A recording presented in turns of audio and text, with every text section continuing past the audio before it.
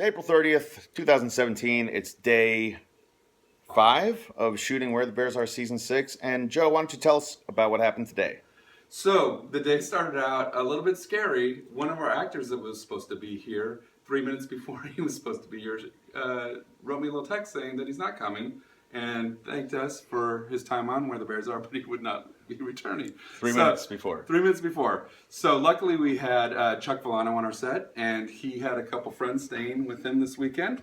So we got Neil. That's right, Ryan and Neil to come step in. And hello, we were very happy with what happened. Yep, sploosh and sploosh. So that worked out. A good day was had by all. Mm-hmm. So thank you to the actor that was going to do our show that couldn't step in. But we're very happy with who did step in. So thank you. So yeah, thanks guys. Thanks. Sometimes what you think is awful turns out to be really great. I wasn't here all day. Right? Won't come off too great. So I didn't have to shoot today. So my behind the scenes footage isn't here because I was at the gym and then visiting with friends and I didn't have to shoot today. So I'm like, how do I still want to do a behind the scenes video here. So yesterday in the behind the scenes video, or the other day, I said that if anyone had any questions that they had about Where the Bears Are and they wanted to ask a question, to ask it in the comments and we would answer it. So this little clip will just be us answering questions. If Joe would ever get his fucking head in the game. Sorry. I was just looking at today. You're going to do it over there? You're not going to come over here and join me? But I'm just saying that today you missed my day of porn. Oh. Today was, I shot 3 separate porns today. A kind of Roman Egyptian porn, sort of a Brokeback Mountain porn, and Adam and Steve porn. And well, if you saw the previous little clip right here, we had an actor not show up, and we had a couple actors show up that ended up that were really fucking hot, really sweet, great actors. Great bodies. We objectified them and put them in skimpy costumes. I was objectifying them and I wasn't even shooting, so. It was just actually a really great day. And you missed it. Like, I think you would have liked being behind the scenes today. You could have called me and said, hey. Ian had a day off and he took it and he went somewhere other than here. Anyway, let's answer some questions. Alrighty. It's like stay on task here. Okay. I have a question. When you shoot Where the Bears Are outside, do some people see you while you're shooting or you are alone? And if they see you, what's the reaction? Well, interestingly enough, Ryan today, in a thong, basically, outfit, had to take a phone call, and he took it out on our front porch. And they're doing a garage sale across the street. Oh, yeah. And I was just like, Ryan, you might come back in here for a minute, because we usually don't show, porny stuff out in front of the house. But we have shot stuff in the front yard, and if people are walking by, they see the it. lights, the cameras, and the boom pole and everything attract a little attention. So they're curious, but for the most part, they just keep walking. Yeah, but we haven't really shot anything super risque outside with onlookers. Okay. How do we manage to make a season for $150,000? Do most of the actors volunteer their skills and time? Actually, no. It's we end up paying. It's not a huge amount of money. It's not normal salaries that it's not like SAG rates, things like that. But we actually pay people, and it's a decent enough wage that they can be away from their day job, and we're actually really proud that we put a lot of people to work for a 1 month period of the year or something. Also, as far as making an entire season of the show for $150,000, it's really less than that because Kickstarter takes a percentage of that off the top. So it's kind of cool that over the years we've gotten really good at stretching, like pinching pennies and working contacts and like using a vast array of resources to pull stuff together. Sometimes very unexpectedly, but it's that's what filmmaking is. It's an exercise in problem solving. So yeah, when the problem is not enough money, yes, then we have to solve the problem. And you think about it, it's a 2.5 hour movie with the special, so it's a lot of stuff. So it's not just like, oh, where did all that money go? It's like, where did that money go? You made a 2.5 hour movie for, $150,000. Okay. Next one, Ian Parks. How long do you intend to do Where the Bears Are, and what future plot lines do you think will be interesting to do? Exactly, Ian. How long do you imagine doing this? I don't know. I saw this question on another one. They asked how many seasons we're planning to do. Pretty much, it's up to you guys, because the way we raise the budget to do these things is by doing Kickstarters, and at some point in the future, we might not be able to raise the money we need. And if that were to ever happen, we'd all be super grateful for the fact that it made it that far. Yeah. And also, Really it'd be a bummer. Yes. It'd be a bummer, but at some point it'll run out. Yeah. We don't know when that's going to be, but we're going to keep going until it does. Yeah, and you are going to keep saying yes to us. Because basically, we are going to write scripts with Ian involved until he's like, I'm not coming back. Until he does what happened today with a different actor. I'll wait until 5 minutes before we start shooting, when the script's all written. But anyway, we know that he was our gravy train. We got him first season, and he's who got eyes on our page, and we were very grateful to you, Ian. Nah. That was a lame kiss. It's lame. I'm looking for the next question. Tim? Next question, where's Tim? I don't know where Tim is. He wasn't working today. Okay, so there are other questions. There are more questions than mine, I think. Yeah, yours is probably more impressive. Are we talking about my video or my penis? Sorry. I had a blast today, by the way. It's kind of scary. I'm not super comfortable with my body. I'm sort of comfortable with my body, but Wood is super comfortable with his. So it's kind of interesting to just be like, oh, this is it. I'm doing it. And yeah, a lot of times we have to just, I've been asked to do stuff that I was uncomfortable with, but it's just sort of like, okay, fuck it. It's just like, let's just get over it. It's like you have 5 seconds to get over your embarrassment and do it. So you just get over your embarrassment and do it. Yes. Would you say by far this is the most naked season that Wood has ever been? I'd say it's the most naked season a lot of people have been. Yeah. Have you guys ever thought about doing a special that shows how Nelson Wood and Reggie met?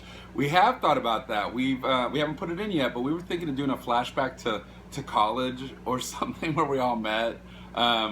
We haven't figured that out, but it's definitely something we thought about. Okay.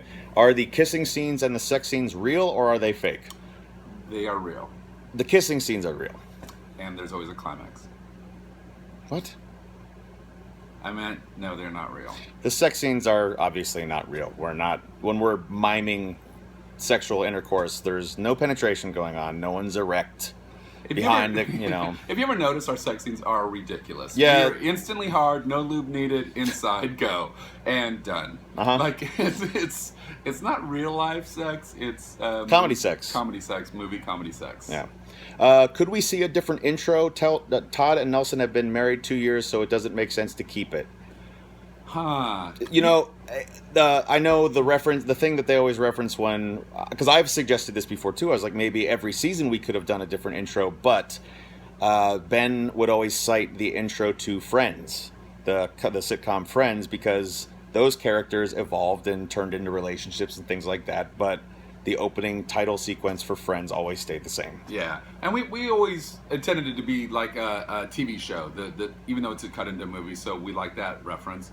Even the first season when we did a movie, we did an opening title sequence that Rick ended up hating and said, let's never do an opening title sequence ever again. So that's why there's never been a new opening title sequence. Thank you, Rick. There was, how many seasons are you guys planning on doing? We've already 12. covered that. Are you guys thinking of filming a scene in a foreign country, or is that hard to make happen, or just not in your plans? We would love to do it. It's totally out of budget reach. It's hard. It's hard because we do the show here in LA. We hire a crew, and they shoot during the day with us. We feed them maybe once, then they go sometimes home. Twice, if rarely once, and they go home. They take care of themselves. They put themselves up. They feed themselves. They do stuff. They have a real life. You go on a trip, you got to know where the person is at all times. You got to take care of them, feed them 3 times a day, and then also there's just a lot of things that happen, with logistics and getting people to and from places. Like they drive themselves here. We have to get cars and vans, and I mean it's And there's regulations, like if we were to go to a different country, even though, like, we'd have to, the SAG regulations and things like that, Yeah, or it's like crazy. other, union regulations and things like that come into play, and it starts costing a lot more money. We dream of it. We're like, let's go to that island somewhere in the Caribbean and shoot a whole season, or Yeah. and it's really we have a romantic notion, and we were actually planning on doing. Was it last season or the season before going to Mexico? When was that? Last year. Last year. We were planning on going there and shooting the last 3 episodes there. We actually had planned it, and It fell through. It fell through, and then we shot Mexico for LA for Mexico. Our compromise, though, is we've talked about shooting a season in a different city. Yes. Like San Francisco or Las Vegas. Like, because San Francisco's got a big gay community. We're a known quantity there, so bar owners and things like that might be a little more willing to, and it's a chance to give another city and another community some love and showcase the city and things. So, I mean, and it's driving distance. So Yeah. San Francisco would be a slam dunk. Las Vegas would be a slam dunk. That's why we did Palm Springs. We did sort of Big Bear-ish, like it's stuff that we can get to that looks different than here. The team, they're asking about the blue 18 tank top that I wear. Is it a basketball jersey? I have no idea. I have no idea where that shirt came from. I didn't buy it in a store. Someone gave it to me. I think it was actually, someone was like, "Hey, I'm taking this bag of clothes to Goodwill. Look through it and see if there's anything you want." And I pulled that 18 tank top out, and I have no idea what it is aside from It's that. like iconic. I think it's going to go in the Smithsonian someday. Right. Next question. Who has been a part of the crew the longest? Aside from the on-screen characters.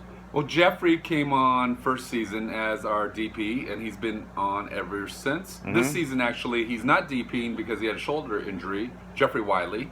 So we have Adrian Zirkowski. Sorry, Adrian. Ted Endress. So we have those two DPing, and they're great. And but yeah, first season was just Jeffrey, I'd say.